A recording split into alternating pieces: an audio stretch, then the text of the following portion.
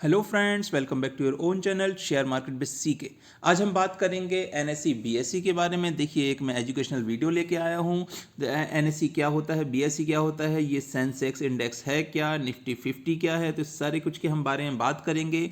उससे पहले हम आगे बढ़ेंगे, अगर हमारे चैनल को लाइक करें, सब्सक्राइब करें। जो भी क्वेरी है वीडियो के एंड में आप जरूर कमेंट में लिखिए, और हमारे जो वीडियो अगर आपको पसंद आए तो इसको ज़्यादा से ज़्यादा शेयर करें, जो हमें मोटिवेट करता है। चलिए हम आगे बढ़ते हैं। सबसे पहले हम आपको बताते हैं what is BSE.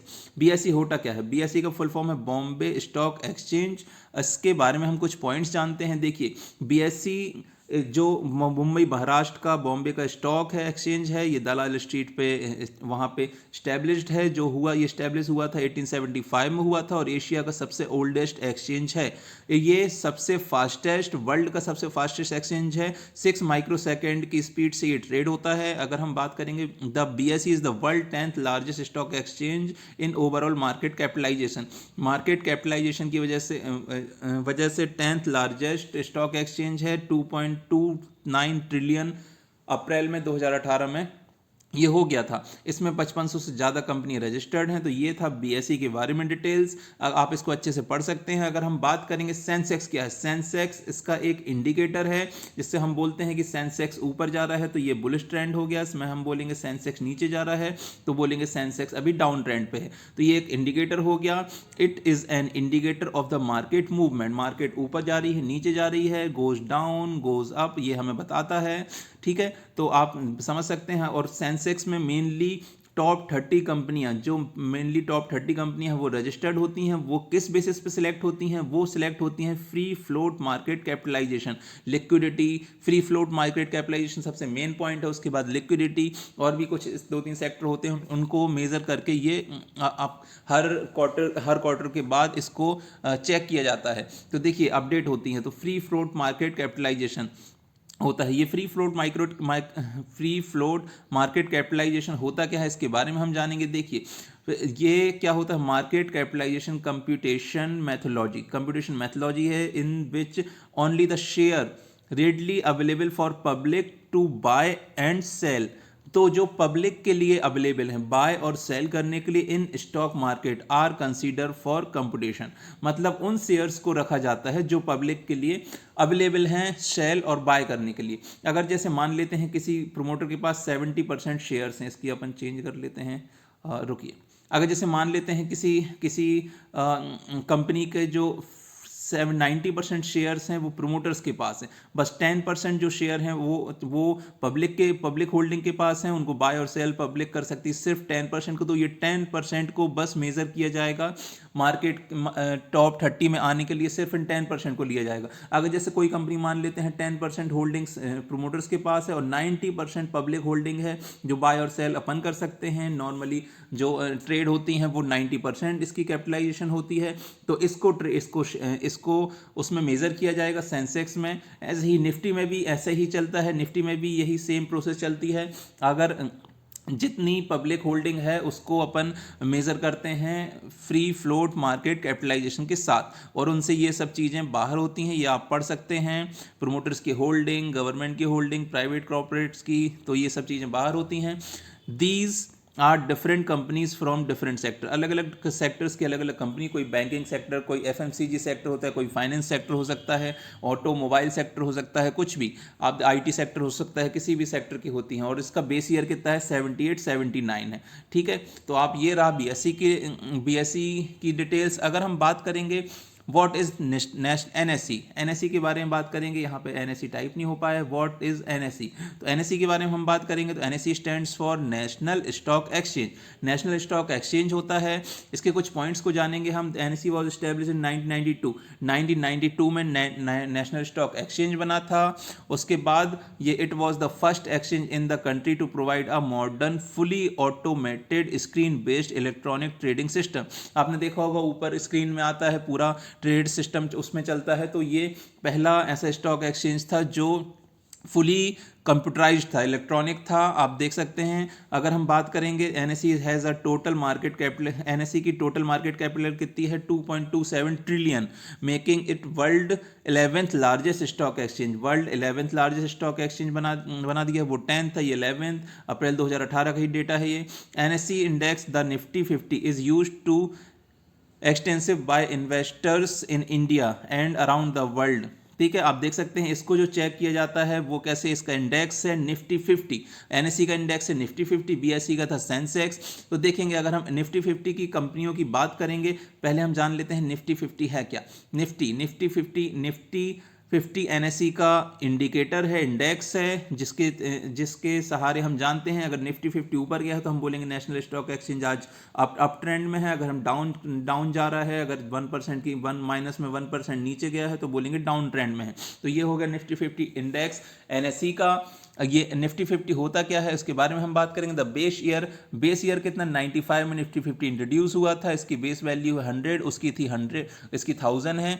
Nifty 50 calculate कैसे करते हैं, 50 large stock that are actively traded on NSE. जो टॉप की 50 कंपनियां होती हैं वो एनएससी में रजिस्टर्ड होती हैं। ये डिपेंड नहीं करता कि वो बीएसई में है कि नहीं है। एक कंपनी जो होती है वो बीएसई में भी रजिस्टर हो सकती है और वो एनएससी में, मतलब सेंसेक्स में भी वो आएगी और निफ्टी में भी वो आएगी। बस इसको चेक करने का सेम तरीका है। फ्री फ्लोट मार्केट कैपिटलाइजेशन मैंने बताया, जो कंपनी के प्रोमोटर्स को छोड़ के जो पब्लिक के लिए सेल और बाय करने के लिए जो स्टॉक्स अवेलेबल हैं, जो जितनी कैपिटल अवेलेबल है उतने शेयर्स को हम बोलते हैं फ्री फ्लोट मार्केट कैपिटलाइजेशन। तो फ्री फ्लोट मार्केट कैपिटलाइजेशन के हिसाब से ये कंपनी रजिस्टर्ड होती है। ऐसा नहीं है कि अगर जैसे अपन मान लें कि रिलायंस के कैपिटल सबसे ज़्यादा है तो ऐसा नहीं है कि वो टॉप 1 में आ जाएगी। उसका पब्लिक के लिए कितना ज़्यादा शेयर्स छोड़े हुए हैं, पब्लिक कितने में सेल और बाय कर सकती है, उसके हिसाब से अपन उसको देखेंगे। उसके हिसाब से ऊपर रखी जाती है कोई भी कंपनी। जरूरी नहीं कोई कंपनी सबसे ज़्यादा मार्केट कैपिटल के साथ है तो वो एनएससी बीएसई में टॉप पर हो, ये जरूरी नहीं है, क्योंकि फ्री फ्लोट मार्केट कैपिटलाइजेशन उसका ज़्यादा होना चाहिए। तो आप समझ गए होंगे कैसे ये रजिस्टर्ड होती हैं। तो here the top 50 stock are selected from the different 24 sector. 24 sector से टॉप 50 कंपनियों को सिलेक्ट किया जाता है। ये सेक्टर आपको पता है, एफएमसीजी, बैंकिंग, कोई भी हो सकता है, automobile, pharma. Nifty 50 owned and managed by the India index services and product, IISL, India index services and product, IISL इसको कंट्रोल करती है, ओन कर मैनेज करती है। ये एनएससी के अंडर में आता है IISL। चलिए हम बात करते हैं इसकी कुछ कंपनियों की। देखिए इसके जो निफ्टी 50 कंपनीज का जो सेक्टर वाइज वेटेज देखेंगे तो सबसे ज़्यादा जो वेटेज है वो देखेंगे आप फाइनेंशियल सेक्टर का है। सबसे ज़्यादा वेटेज फाइनेंशियल सेक्टर का है, उसके बाद एनर्जी सेक्टर का है, फिर IT सेक्टर का है, फिर आप देखेंगे तो ऑटोमोबाइल और मेटल्स, फार्मा सेक्टर, और ये छोटे छोटे आपको ये सारे दिखाई दे रहे होंगे। लेकिन सबसे ज़्यादा जो देखेंगे अपन फाइनेंशियल सेक्टर का है, उसके बाद आती है एनर्जी, फिर और उसके बाद आता है इंफॉर्मेशन टेक्नोलॉजी, एनर्जी, ये साथ साथ चल रहे हैं। चलिए अगर हम बात करेंगे वेटेज की तो सबसे ज़्यादा जो वेटेज है इसमें वो है टॉप 10 कंपनियों की बात करेंगे तो रिलायंस का वेटेज है 11 to 12% का वेटेज रिलायंस का है। सबसे बड़ा बैंक की बात करेंगे तो HDFC बैंक 10 to 11% का वेटेज HDFC बैंक का है। देखिए HDFC होल्डिंग्स की बात नहीं कर रहे हैं, यहाँ सिर्फ बैंक की बात हो रही है। अगर हम HDFC भी मिला लेंगे तो 8% यही है। मतलब देखिए इन दोनों को अगर अपन मिला लेंगे तो 20% के आसपास तो HDFC फैमिली के ही हो जाएंगे। HDFC AMC को ले लें, ये सब HDFC फैमिली का ही इतना बड़ा स्टॉक हो जाए। दोनों बैंकों को मिला देंगे, HDFC लिमिटेड और HDFC बैंक, तो दोनों 20% के आसपास होते हैं। इन्फोसिस का 6.3%, ICICI का 5 से 6%, TCS का 5% के आसपास, कोटक महिंद्रा बैंक का 5% के आसपास। ऐसे ही आप देखिए 3 to 4% के आसपास ITC का, HUL का 4% के आसपास। इस तरीके से ये वेटेज है, ये आप देख सकते हैं, चेक कर सकते हैं। न्यू डेटा भी आप चेक कर सकते हैं अगर ऊपर नीचे हुआ है तो। ये था निफ्टी 50 के लिए हमारी तरफ से।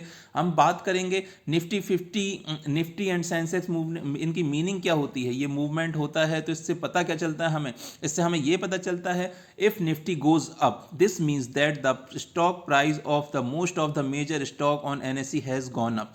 तो ये हमें पता चलता है इससे कि अगर निफ्टी ऊपर जा रहा है या निफ्टी नीचे जा रहा है। निफ्टी ऊपर जा रहा है तो हम सोचेंगे कि ज़्यादातर जो स्टॉक्स हैं, क्योंकि अच्छे स्टॉक्स अगर ऊपर जा रहे हैं तो ज़्यादातर स्टॉक्स ऊपर ही जा रहे होंगे, अच्छे स्टॉक्स अगर नीचे जाते हैं ज़्यादातर ये ट्रेंड क्या रहता है, नेगेटिव रहता है, ये हमें पता चलता है। On other hand if Nifty goes down it tells you that the stock price of most of the major stocks NSE has gone down. आप समझ ही गए होंगे कि हमें पता चलता है कि जैसे निफ्टी ऊपर है और तो ज़्यादातर स्टॉक्स ऊपर की तरफ भाग रहे होंगे, निफ्टी नीचे है या फिर सेंसेक्स नीचे है तो ज़्यादातर स्टॉक्स नीचे की तरफ भाग रहे होंगे। देखिए बीएसई में 30 मात्र कंपनियां हैं तो थोड़ा सा उसको अपन कम आंकते हैं, लेकिन अगर निफ्टी की देखेंगे तो 50 कंपनियां हैं तो 50-20 कंपनियां ज़्यादा हैं तो इसको हम ज़्यादा ऑथेंटिक समझते हैं। अगर हम बात करेंगे कि ये बिल्कुल इससे इसके ट्रेंड से हम पूरे मार्केट का ट्रेंड डिफाइन कर सकते हैं, तो ऐसा नहीं है दोस्तों।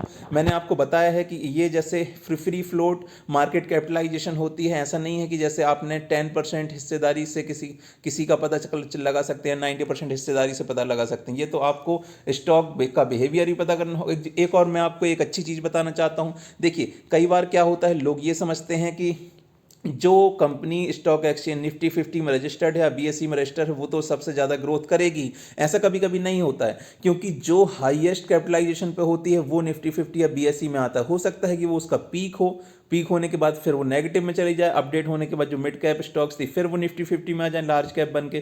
तो आप इससे बिल्कुल भ्रम में मत रहिए। जो निफ्टी 50 में है तो वो बहुत ही बेहतरीन है या फिर बिल्कुल मतलब वो आपको अच्छी खासी ग्रोथ कमा के ही देंगी। आपको अपना एनालिसिस करना है, मिड कैप, स्मॉल कैप और लार्ज कैप तीनों में आपको स्टडी करनी है, उनके क्वार्टरली रिजल्ट देखने हैं, उसके बाद आपको डिसाइड करना है। चलिए ये था हमारी तरफ से नेशनल स्टॉक एक्सचेंज के लिए, बीएसई के लिए और सेंसेक्स निफ्टी के लिए आपके लिए हमारी इंफॉर्मेशन थी। आपको कैसा लगा हमें कमेंट में ज़रूर लिख के बताइए।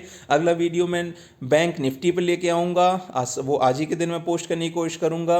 आपको हमारा वीडियो कैसा लगा हमें ज़रूर बताएं और हमें लाइक करें, सब्सक्राइब करें, जो हमें मोटिवेट करता है। जय हिंद, जय भारत।